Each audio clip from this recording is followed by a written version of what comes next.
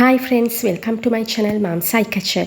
ඉතින් අපි අද fried rice එකක් හදමු වෙනස්ම විදිහේ. මුලින් මම yellow rice එක හදා ගන්නවා. butter ටිකක් දාලා, කරඳ මුංගු වෙනසල් දාලා, ලුණු ටිකක් දාලා rice එක හදා ගන්නවා. ඔයගොල්ලන්ට කැමති නම් පොල් කිරි දාලාම හදා ගන්න පුළුවන්. ඊළඟට මම මෙතන carrot leeks අරගෙන තියෙනවා. විශේෂත්වය තමයි මම ගන්න vegetables. මම අද ගන්නවා රාබු කොළ, roots එක නැතුව රාබු කොළ, ඒ වගේම මෑකරල්.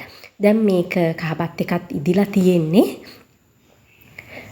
මම මේ කහබත් එක හදාගන්න විශේෂත්වය තමයි අද මම ගන්න vegetables ටික ගොඩක් කොළ පාටින්නේ තියෙන්නේ. ඉතින් එතකොට බබා හරි ආසයි ඒක වෙනස් විදිහට පාටක් තියෙනකොට කහ පාටත් එකතු වෙලා තියෙනකොට එයා හරි ආසයි. ඊළඟට දැන් මම රාබු කොළ, carrot leeks, මෑකරල් චූටියට කපාගෙන සුදු ලුණු ඉඟුරු සේර කෑල්ලක් ගත්තා. ලුණු පොඩියට කපලා coconut oil හරි olive oil හරි ඔගොල්ලෝ ටිකක් වැඩිපුර එකතු කරගත්තට ප්‍රශ්නයක් නැහැ. මොකද vegetables ගොඩක් තියෙන නිසා.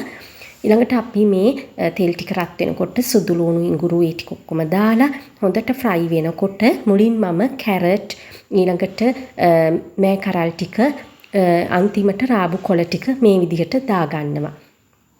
ගොඩක්ම චූටියට කපා ගන්න ඕනේ අපි රාබු කොළ ටික. ඉතින් ඇත්තටම මේක අලුතින් බබෙක්ට vegetable එකක් introduce කරලා දෙනකොටත් හරිම වැදගත්.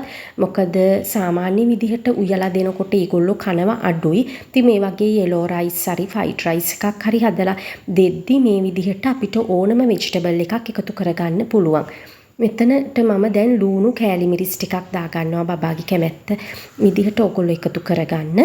ඊළඟට මේක මම හොඳට මික්ස් කරගන්නවා. මෙතනදී මම සෝයා සෝස් ටිකකුත් ඇඩ් කරගන්නවා. ඕගොල්ලොත් සෝයා සෝස් ඇඩ් කරගන්න. මොකද එතකොට මේ vegetables එක හොඳට අර ලුණු ඇඹුල් රසය වැඩිපුර එනවා.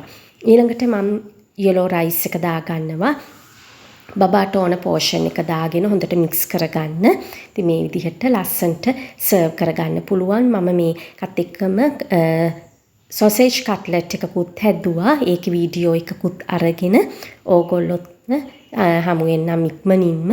සාමාන්‍ය sausage එකක් බැදලා එහෙම තියනවට වඩා normal biscuit crumbs වල දාලා තමයි මං හැදුවේ. මං මේ වීඩියෝ එකත් අරගෙනම එන්නත්. සුබ දවසක්.